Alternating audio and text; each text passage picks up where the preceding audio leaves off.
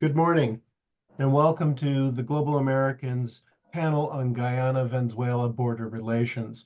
My name is Scott MacDonald. I am the chief economist for Smith's Research and Gradings. I'm also a Global Americans Fellow and a fellow with the Caribbean Consortium of the Caribbean Policy Consortium. Today, we're going to discuss the border issue between Guyana and Venezuela. We have a number of various, very well-known and esteemed panelists to join us today. And this is an important issue that sits there because obviously there's a lot of the international backdrop to the potential for another conflict in the world over a border definitely is something that's quite pressing. In particular, we've had the Russo-Ukrainian war that's occurred over the border issue. There are concerns over Taiwan and China, and also most recently the issue between Israel and Gaza. So the idea of having another border problem or conflict certainly raises people's attention and sensitivity to it. The panelists that we have today are Ambassador Patrick Duddy, who's a senior advisor for global affairs at Duke University. He is retired from the Department of State. I would say the most notable things for this panel in particular is that he was the U.S. ambassador to Venezuela not once, but twice. He certainly has lots of experience in Latin America. In general, he served in Chile, Dominican Republic, Costa Rica, Paraguay, Panama, Bolivia, and Brazil. He's a member of the Council on Foreign Relations, a fellow of the Caribbean Policy Consortium, and recently been elected to the American Academy of Diplomacy. The next person I'd like to introduce is Ambassador Riyad Insanally. He is the former ambassador from Guyana to the U.S. and OAS from 2016 to 2021. He served as a representative at the OAS office, Trinidad and Tobago, and he was a senior trade advisor for the Guyana High Commission in London. I would also say he's a scholar and has considerable expertise in geopolitical and economic matters. He is a member of the Caribbean Policy Consortium. Certainly these days, he's a much sought out speaker on the current affairs, and his educational pedigree is quite impressive. He has a PhD in Romance Languages, Latin American Studies from Harvard University, and he has his MA and MPhil in Modern Languages, Latin American Studies from the University of Cambridge. Our next panelist is Dr. Ivewlaw Griffith, who I've had the pleasure of knowing for quite a while.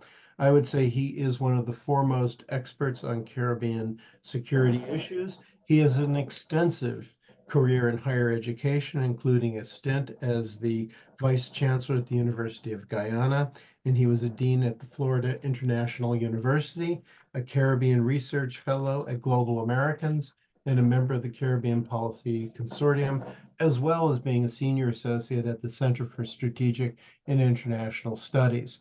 He is the recipient of the Perry Award for Excellence in Security and Defense Education, has testified before the U.S. Congress, and served as a consultant for several international organizations. I should also add, like Ambassador Insanally, that he is a prolific writer, and look in the bookstores soon because his new book, Channeled Sovereignty, the Impact of Drugs, Crime, and Cyber Threats in the Caribbean, will be hitting bookstores soon. Our last panelist today is Dr. Paula Gomes Moreira. She is a research collaborator at the Institute for Applied Economic Research in Brazil. She holds a PhD in international relations from the University of Brasilia and has served as an international election observer in Haiti and Paraguay. To begin with, I'd like to make three very quick points, and I'd like then to turn to the questions. The first point is, what is this whole thing about? Why does Essequibo become an issue? The territory under discussion constitutes about 60% of Guyana. It borders Venezuela and Brazil. It's rich in natural resources, as well as providing a large carbon sink in its forest.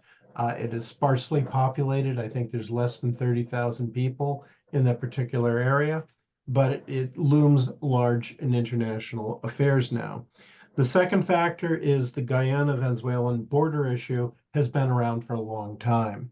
The issue, you could say, goes back to colonial times, certainly between the British and the Venezuelan government, or the British and the Spanish, then the Venezuelan government. Then also you have an agreement that was made in 1899. It's an arbitration which settled the borders currently where they are today. However, the issue seems to have 9 lives. It keeps coming back. There have been periodic periods where the Venezuelan government has not particularly felt comfortable with the agreement or felt cheated and renewed claims.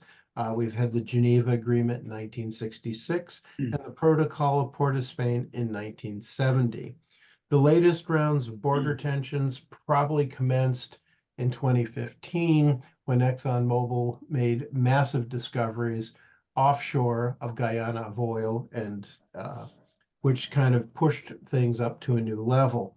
But the real most recent aspect of this was December 3rd, when Venezuela held a referendum which indicated that Venezuelans overwhelmingly supported incorporating the Essequibo into the Venezuelan country, nation state.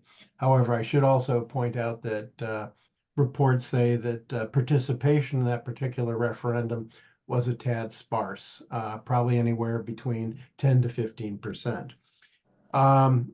This was followed by announcements from President Madero that if you want to do business in Guyana or the Essequibo, you had to go to Caracas to do business, and that was pointed to oil companies. He also has offered to give IDs to Guyanese citizens that will be part of the new province of Essequibo. Most recently, yesterday, we had a meeting in St. Vincent with a lot of participation of CARICOM heads. It was sponsored by the Prime Minister of St. Kitts and St. Vincent and the Grenadines. And basically, we had a photo opportunity between President Madero and Guyana's President Irfan Ali. So with that, there was a comment that I came across in various chats, and this gives it a little bit of a tone to what we're looking at. And the quote was, "People like Madero tell us what they are going to do.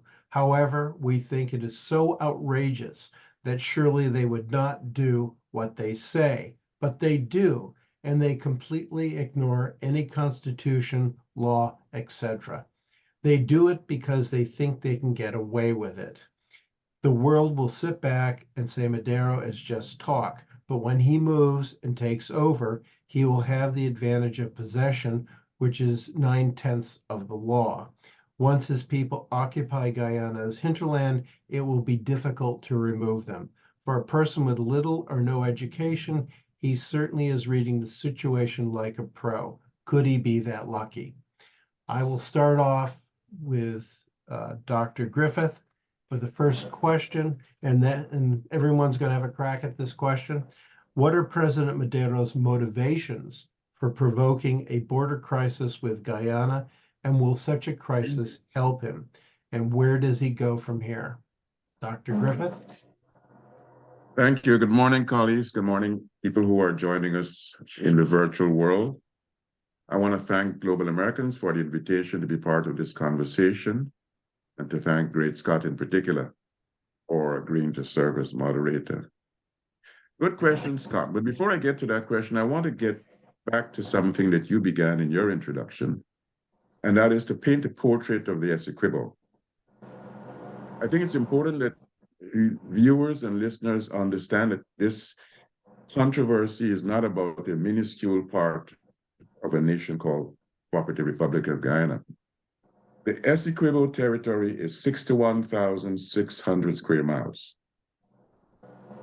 If you were to compare the Essequibo with England, you'll find that Essequibo is bigger than England. If you were to ask, what's a comparative relationship geographically between Essequibo and Jamaica? you'll find that Jamaica can fit into the Essequibo 14 and a half times. You might want to say, well, what about some other countries in Central America, perhaps Costa Rica? Costa Rica can fit into Essequibo 3 times. We're talking, therefore, about a massive part of Guyana. Essequibo amounts to 74% of Guyana. But it is not simply the land size value added that is of importance. It's what is in that land. Gold is there. You might recall that part of the historical backdrop of the country, firstly going back to the 1840s, 50s, had to do with the then recently discovery of gold. So gold is in their lands. Manganese is there. Bauxite is there. Rich agricultural land is there. Timber is there. And guess what? Uranium is also there. I did a study for the Perry Center a couple of years ago, and I have a map showing we're in an area called the Roraima Basin that covers Guyana and Venezuela. There are huge deposits of uranium. And so the value added of the Essequibo is a combination of size and what's in it.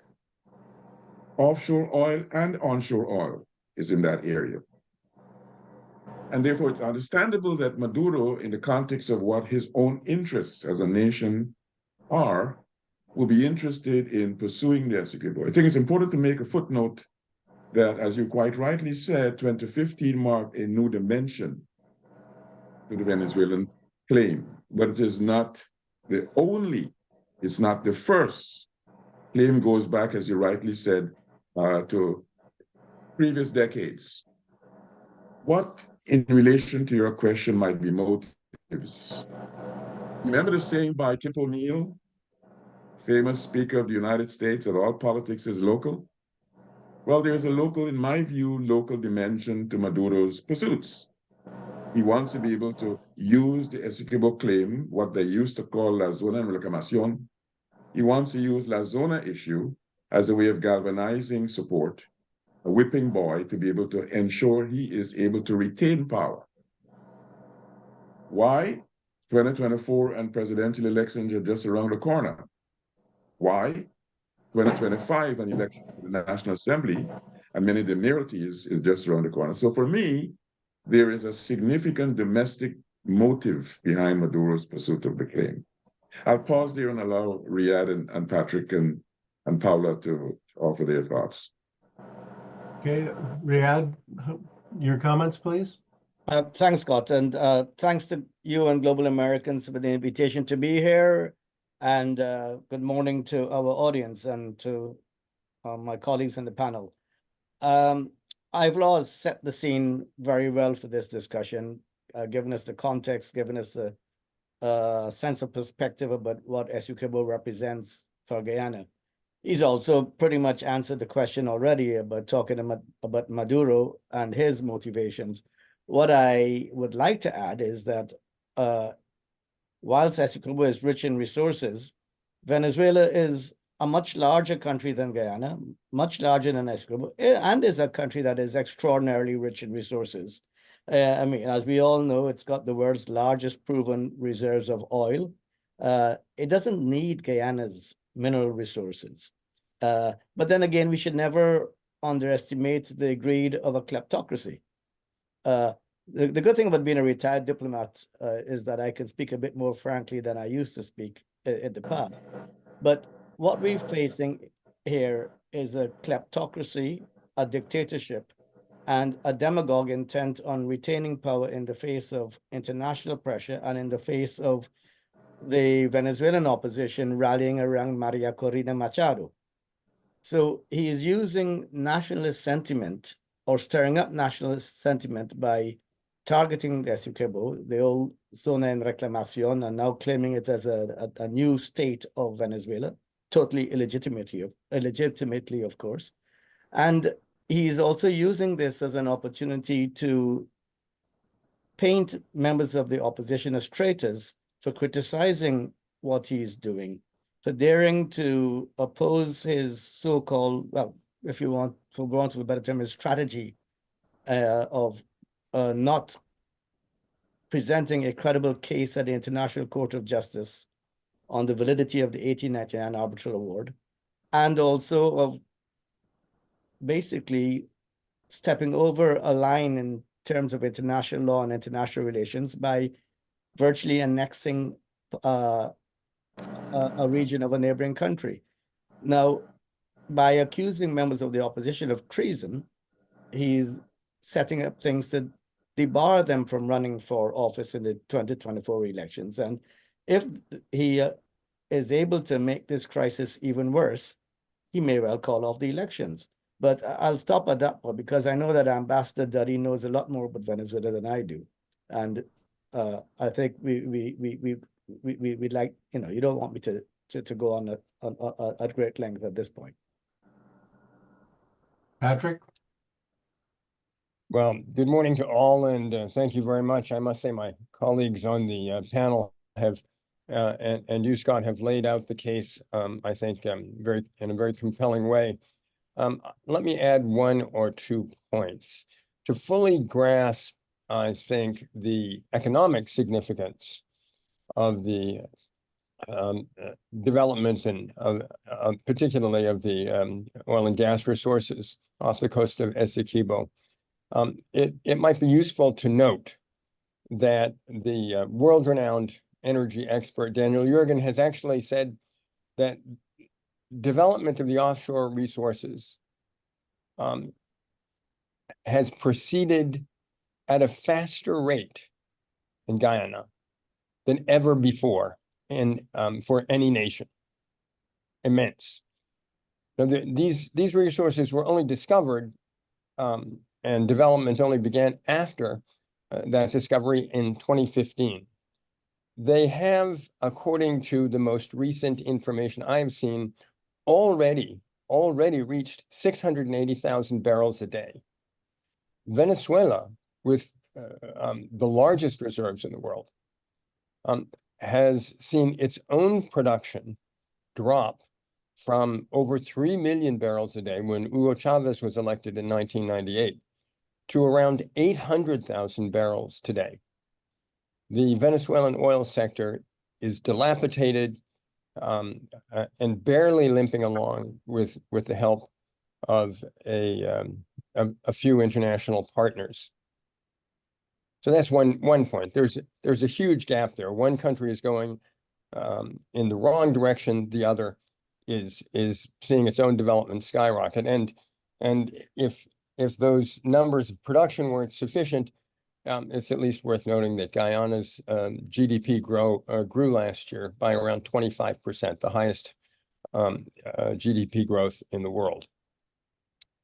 Now, a second point, if you will, to add just a little bit more texture to this, one of the curious and sometimes overlooked elements of Maduro's decision to pursue this matter more aggressively was his perception, and I not necessarily wrong, that this is an issue that resonates across political lines within Venezuela. The differences really revolve around how Venezuela's claims should be advanced. Right? The opposition, while on a certain level sympathizing with the concept that Venezuela has a claim, the opposition has signaled before the referendum on December 3rd that the country should not pursue a referendum. There was an ICJ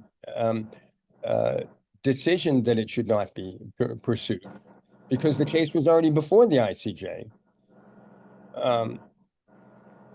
But Maduro went ahead anyway, right? So this is, to some degree, this is an artificial crisis, one created very much to serve the ends suggested by my colleagues, but it is one that has as part of its backdrop the sense that it might, as an issue, it might have potential to rally the Venezuelan people to the administration. It hasn't worked. And we know it hasn't worked because reports of participation in the referendum were unanimous that the referendum was very poorly attended. So I'll just stop there for the moment. Thank you very much, Patrick. Paula, it's your turn. Thank you very much. Good morning to everyone. Besides those ideas that my colleagues already talked about, this idea of national unity, so Maduro has found a theme that can unite the Venezuelans and somehow demonstrated their strength during this delicate time Venezuela is passing through. The political, I would add a theme that is related to this idea of national identity, national unity, that the main reason for organizing what was not specifically the crisis, but the referendum before the crisis that preceded the crisis was to have a response for the opposition's successful organization of the primaries. Besides that, some of my colleagues also talked about this national anthem, this national obsession Venezuela has with the Essequibo region. I remember I was little and traveling to Venezuela through land from where I live, and I saw many maps and many representations of the Essequibo region as a zone of reclamation. So this is not something that comes up today, it's something that comes from a long time. Also, there is as the ambassador talked, the economic motivations, the Essequibo coast is rich in oil, so the tensions were more pronounced since the discovery of more deposits since 2015. And finally, I would add what I call a diversion tactics. As an authoritarian electoral leader, Maduro somehow seeks to divert the public attention from the economic crisis, and yes, to foment nationalism and extreme nationalism.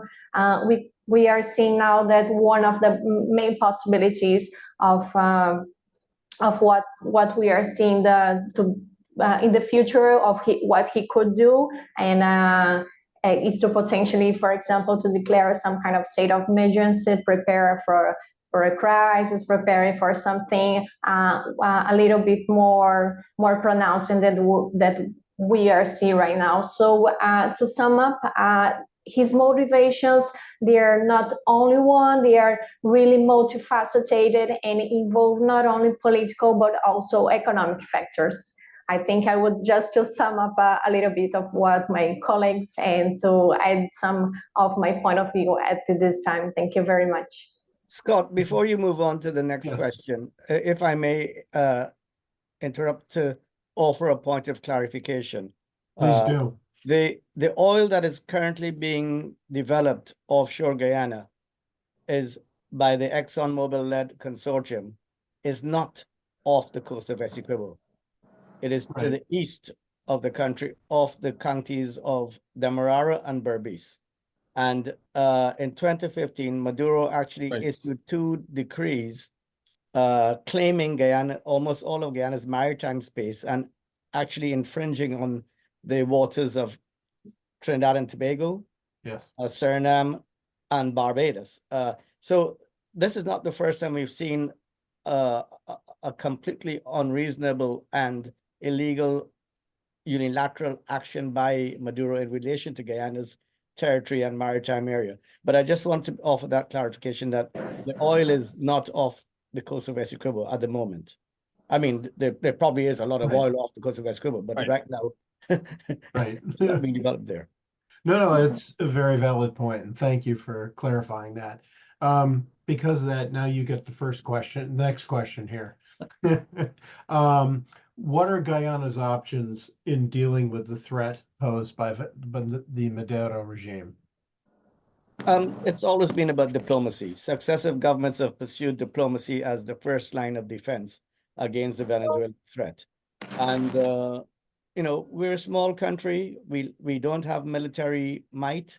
We, until recently, didn't have economic clout. And even now, even though we're the fastest growing economy in the world, you know, it'll be some time before we become an economic powerhouse. So there is no option but to pursue diplomacy. And that is what this government has been doing. I think that there's probably a need for enhanced diplomacy now that Maduro is ramped up the threat to Guyana. And we're talking about bilateral diplomacy, multilateral diplomacy, public diplomacy, all forms of diplomacy even as the case is being pursued at the International Court of Justice. And there is every hope that the judgment there will be favorable to Guyana.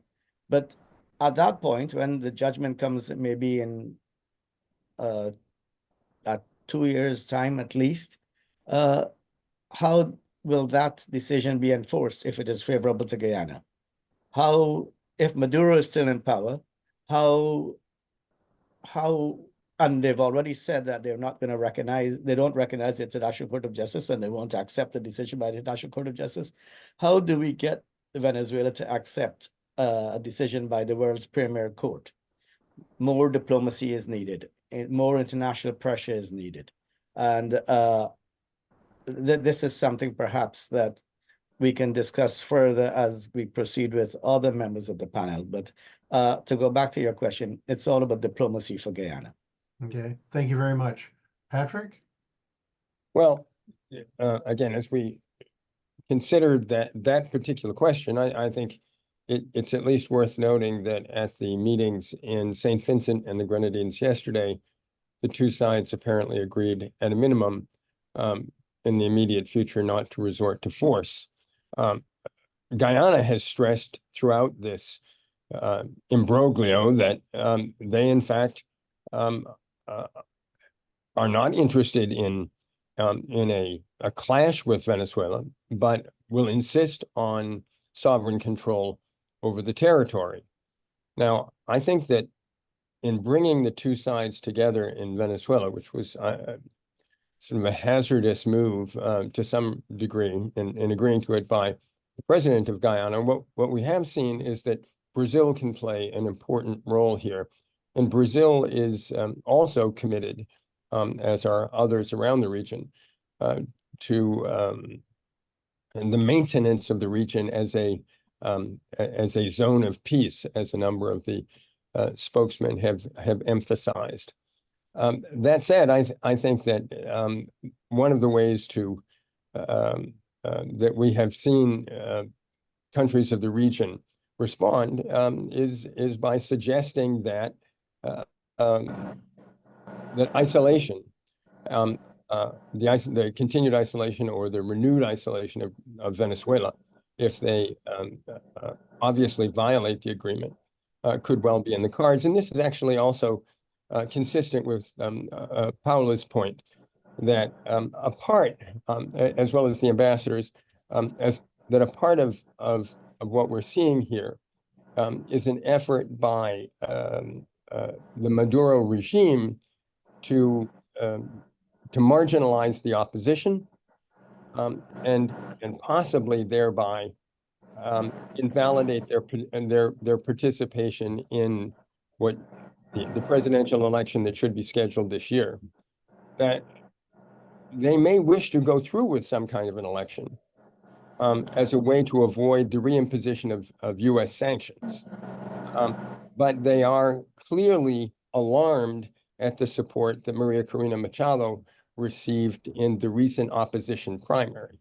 So I think, again, to echo Paula's comment, this is a very complicated situation from their point of view. Maduro has, in many respects, talked himself into a corner.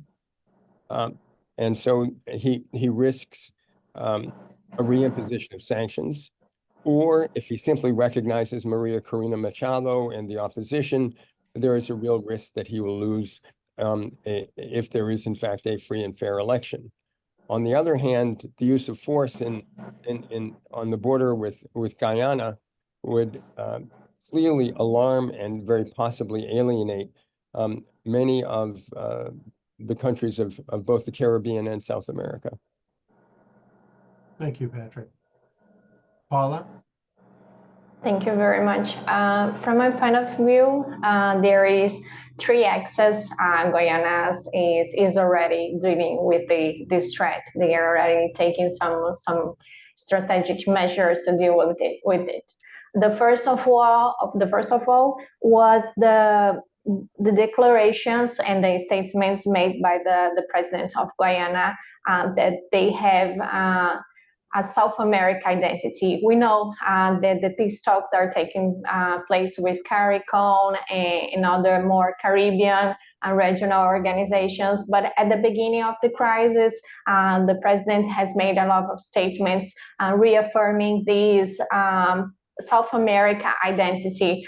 This, at the beginning of the crisis, was some kind of strategy to somehow gain the support of the South American nations, do not depend only on the Caribbean ones. So this, I think it was one of the strategies employed firstly. Second, they started to appeal for democratic regional organizations. Guyana has a very long tradition of having democratic elections. So yes, they started to somehow align themselves with those democratic regional organizations, the CARICOM, even the SELAC organization also.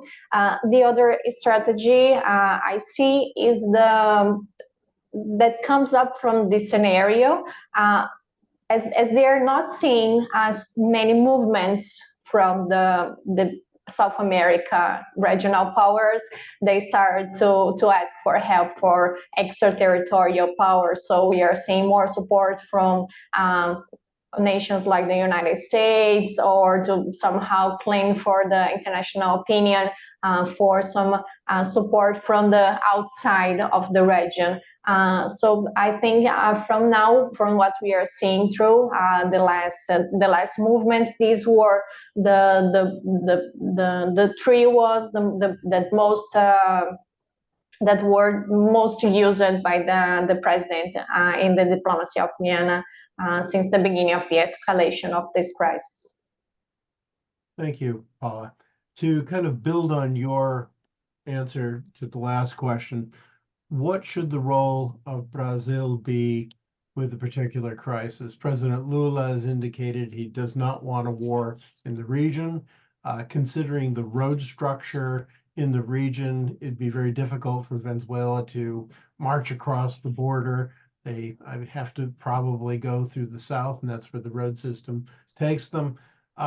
What is Brazil doing, and what is the Brazilian view? Yeah, since the beginning, we are seeing Guyana asking for the regional powers, especially Brazil, to somehow to mediate the questions, the crisis. We know that when we envision a possible land invasion through Essequibo, there is this would have to pass through Brazil. So the border between Venezuela and Guyana is almost and completely covered by jungle. We have no access. They have no access to roads, no conditions, for example, to move troops with their vehicle, no any kind of logistical support to carry invasion direct from Venezuela. So the progress from there would be very hard. So they would have to have the support of Brazil to get into the land. And these and pass through Brazil not only from our borders, but from the state of Roraima, which is in the triple border where I live. So because of this, the Brazilian government has intensified the troops in the border. We already have seen, and they have just sent the infantry brigade and soldiers, especially with the mission of surveillance in protection of the national territory. And we have seen some armored vehicles here in capital Boa Vista, Roraima. So not only the government are fearing somehow this invasion by land, but there's also another fundamental preoccupation because this conflict is is taking place in the extreme north of South America. So it's a conflict that is taking place in the Amazon, in the South America Amazon. So there's this preoccupation not only with the escalation of the conflict, but also with this part of the Brazilian rainforest, for example, to have some kind of precedents for foreign bases or troops in the region. So there is this security preoccupation also, not only in the foreign policy helm, but also with the security issues. Until now, the role Brazil has been playing in this crisis is somehow to foster the peace talks, to foster somehow to send special envoys to talk with President Maduro, to talk with President of Guyana, to help them to somehow de-escalate the crisis and to try to make them talk somehow. Not only Brazil has been taking this step to help with the crisis, but also even the United States, in the Guyana, has asked for help in this sense. But in Brazil, the president has faced some kind of criticism because at the beginning of the crisis, they were expecting more protagonism, and this did not help.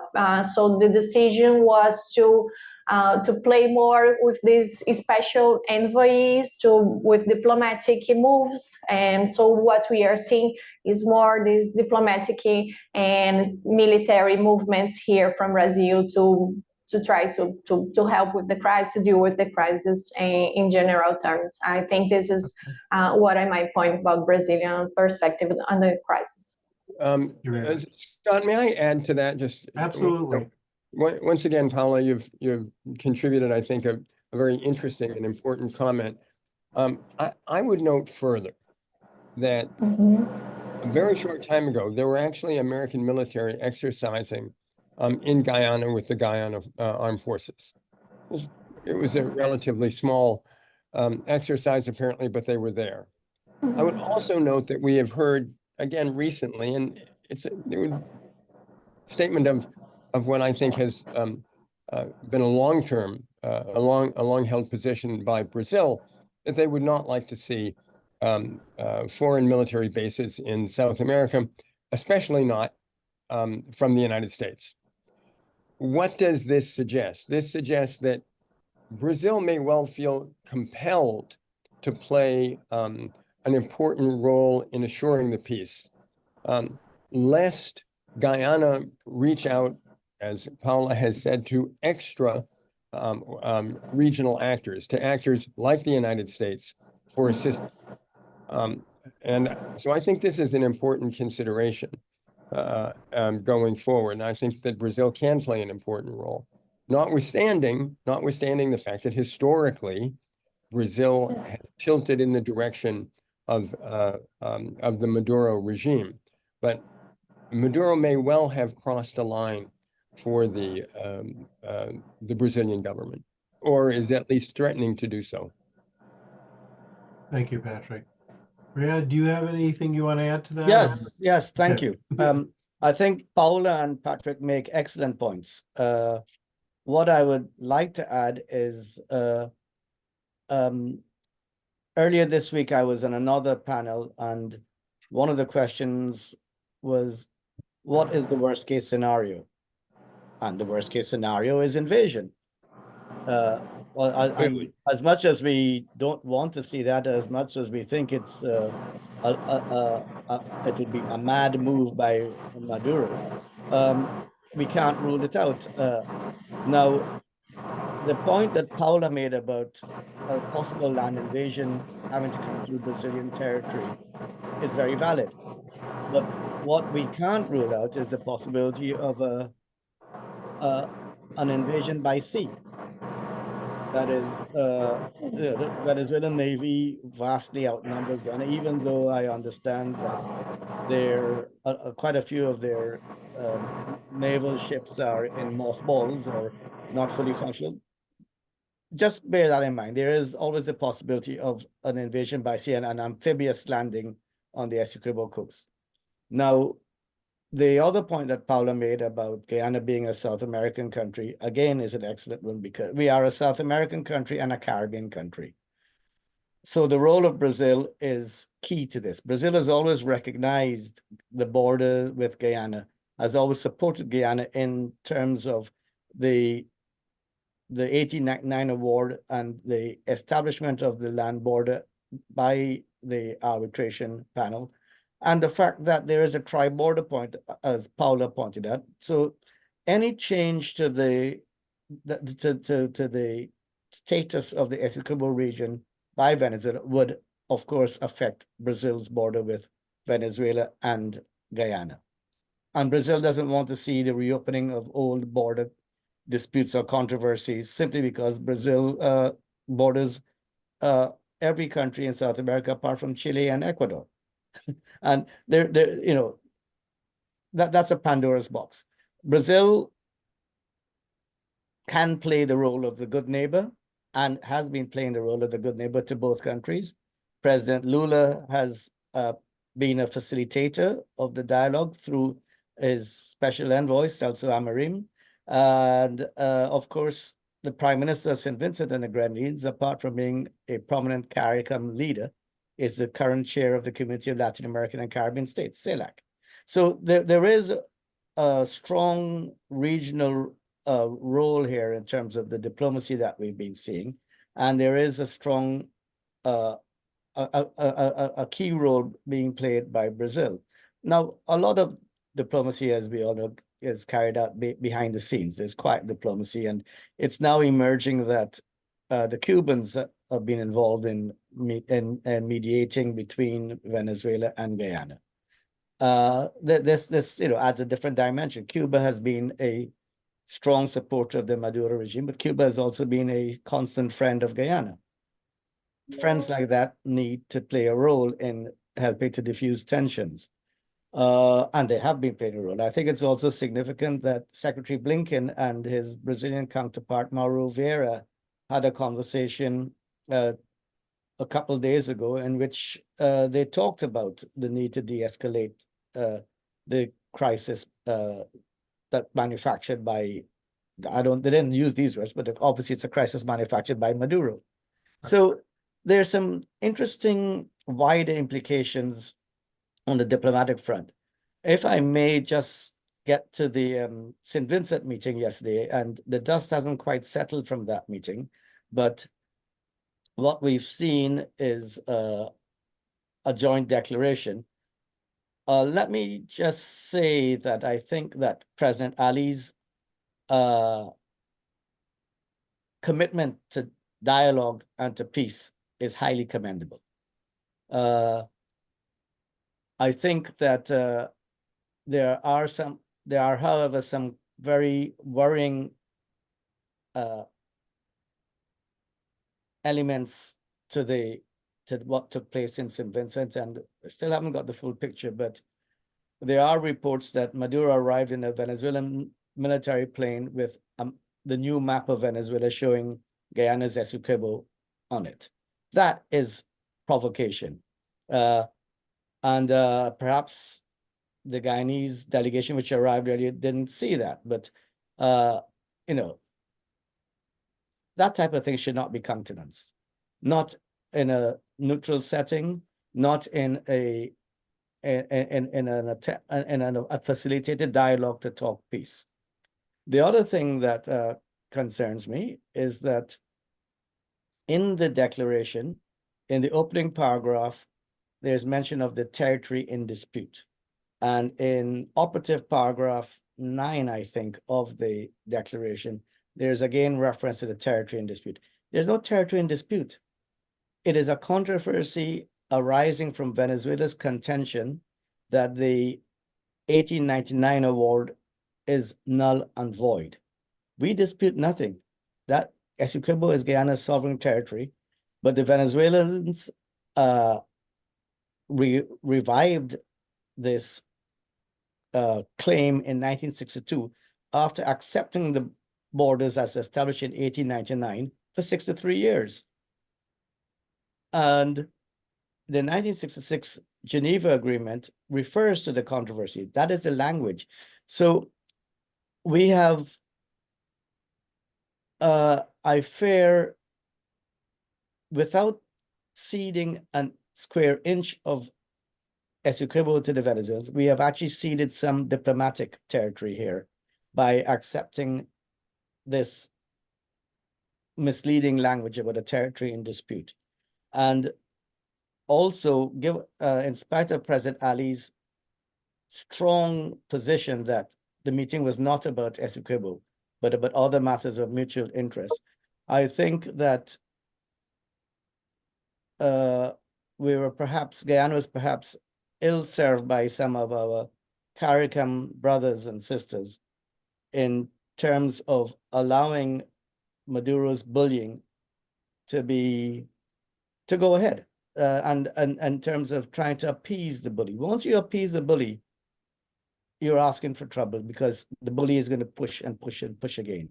The matter of the 1899 award and its validity is before the International Court of Justice, and that is the only path towards a peaceful resolution of this controversy. But every other attempt by regional allies of both countries to de-escalate tension and to ensure that there's peace is very welcome. And that perhaps is the main outcome of yesterday's meeting, in terms of the bigger picture, that there is a commitment by Maduro to peace, and there's a process that will unfold. It's very complicated. It will remain complicated. I place no faith in Maduro as a good faith negotiator, but we have to hope for the best, even as we still try to marshal our diplomatic capabilities and build on our strategic alliances. Thank you. Okay. Thank you. You mentioned the issue that it's a Pandora's box. Situation is very complicated. My question, and we'll start with Patrick, is what happens if Maduro does send troops in, somehow does occupy or attempts to occupy parts of Guyana? What happens in terms of the relations within South America? Paula's kind of touched upon this, but I want to make the point that there, in Latin America in general, there have not been any major wars over borders for quite a long time.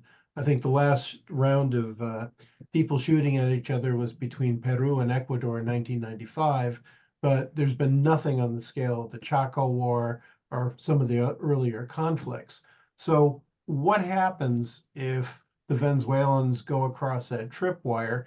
Does this revive other territorial disputes? Guatemala and Belize comes to mind. There's Suriname and Guyana, French Guyana and Suriname. Then there's, someone mentioned, I think it was Ambassador Duddy, about Brazil touches borders with practically every country in the region. So I'll start with Ambassador Duddy and we'll move around from there.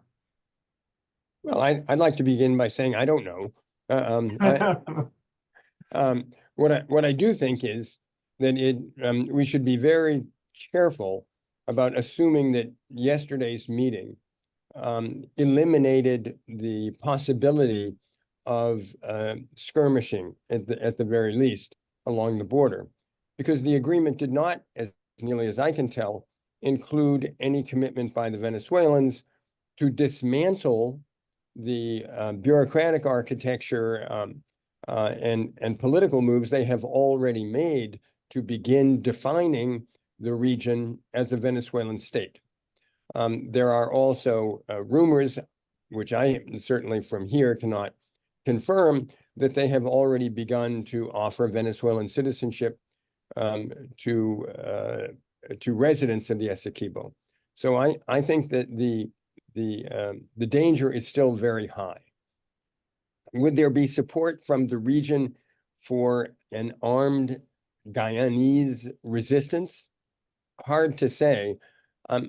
More likely, from my point of view, would be the fast imposition of various sanctions on Venezuela by the region and strong diplomatic pressure from Brazil and others to back away, lest, for instance, the United States or the Organization of American States or the UN grant some sort of international force the authority to attempt to separate combatants. I don't think anyone wants to see that. I don't see it happening anytime in the proximate future, but I think that we need to be aware that since December 3rd, President Maduro has already taken important steps toward annexation. And as nearly as I can tell, there was no agreement to dismantle or to walk away from those. Perhaps Ambassador Insanally has a different impression.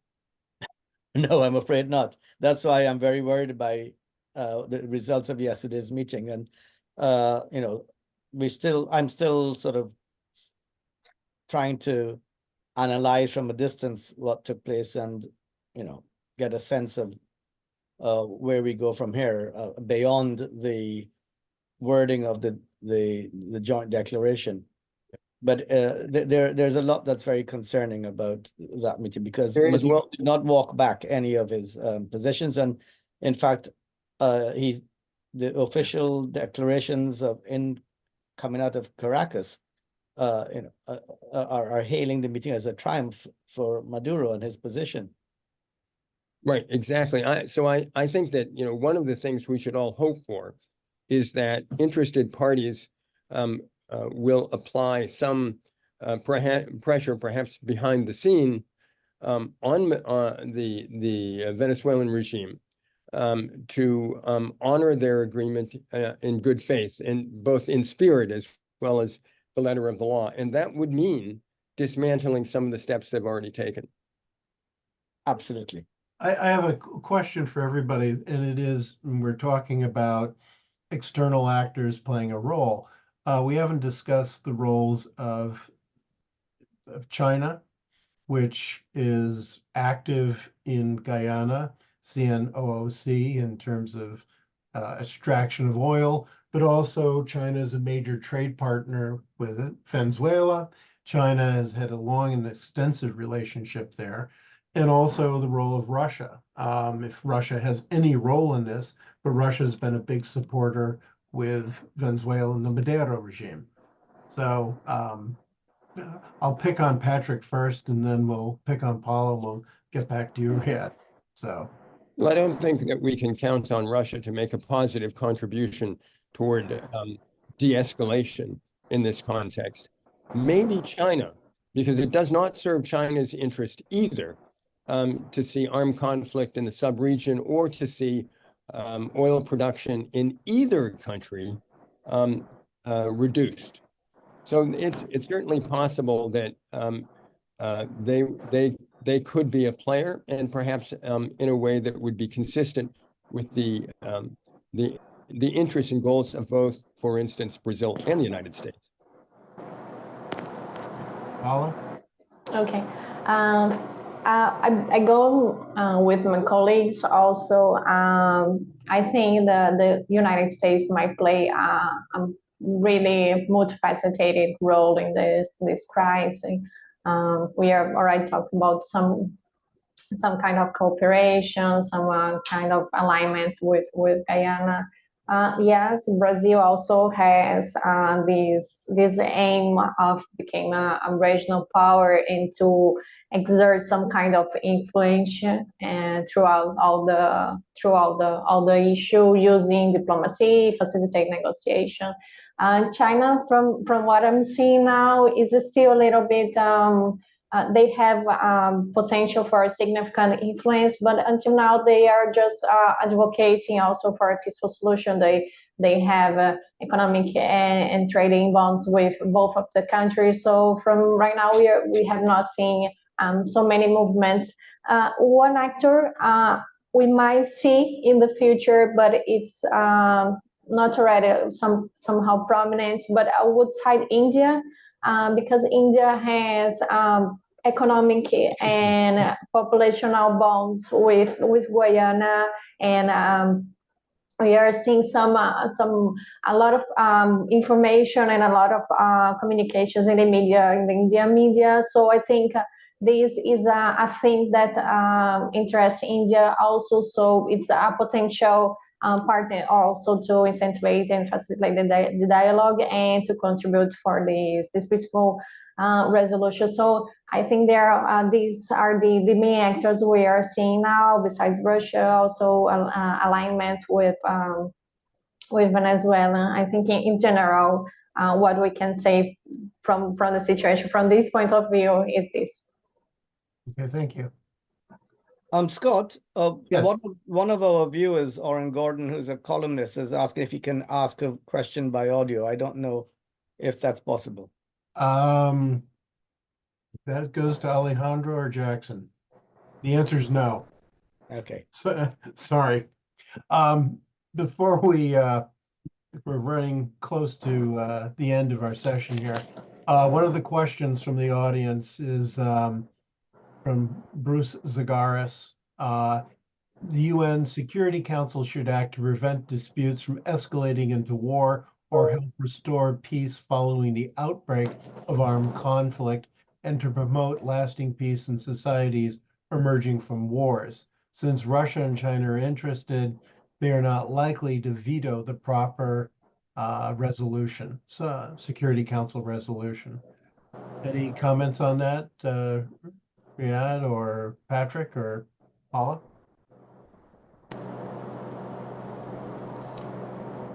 Regarding the United Nations Council, there was some movement from the Guyana's government to not only try some kind of border settlement from the International Court of Justice. There is no, from what we have been seeing from the last peace talks, there's no agreement on the border issue specifically. What we are seeing more is somehow the escalation in terms of the use of the force.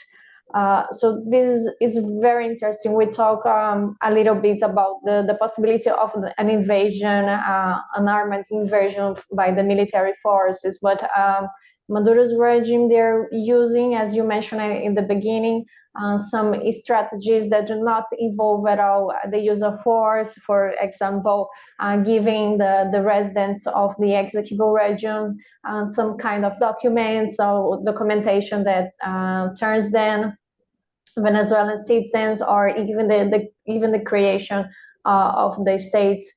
So I think there is these small movements they are taking that somehow maybe are maybe condemned by international public opinion, and somehow could be used by the Guyana government to actionate the International Court of Justice. This in general words. I don't know if my colleagues have something more to add to this comment. May I, Scott? Absolutely.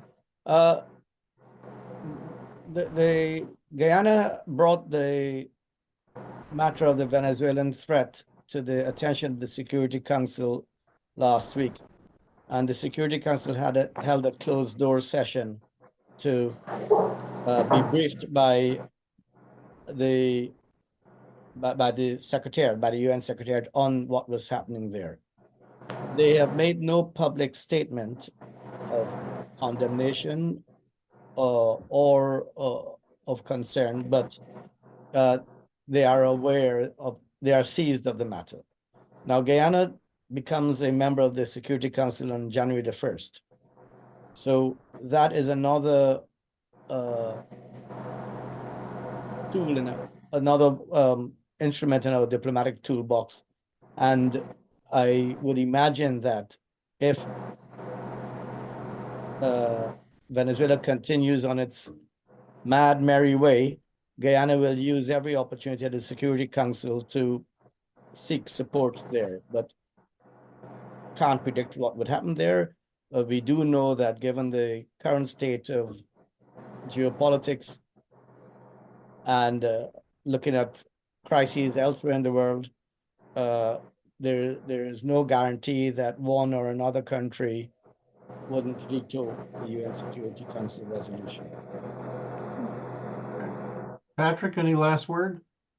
Only that it seems to be pretty widely understood that Venezuela has precipitated this crisis, not Guyana.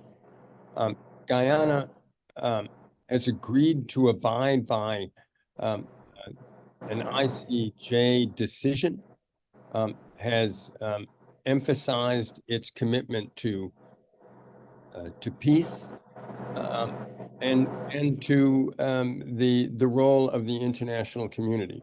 The OAS seems to have supported the Guyanese position in that regard without either prejudging or anticipating a decision from the ICJ.